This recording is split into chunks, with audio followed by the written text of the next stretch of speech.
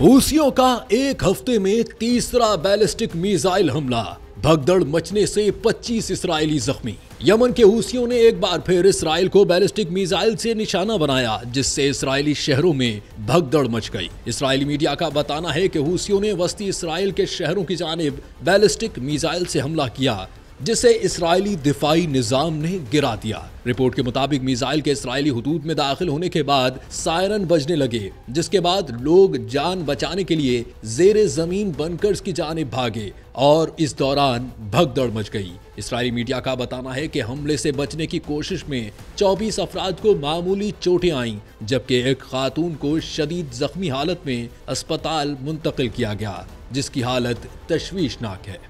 वाज़ेह रहे, गुज़िश्ता एक हफ्ते के दौरान हूसियों की जानिब से इसराइल पर किया जाने वाला ये तीसरा हमला है।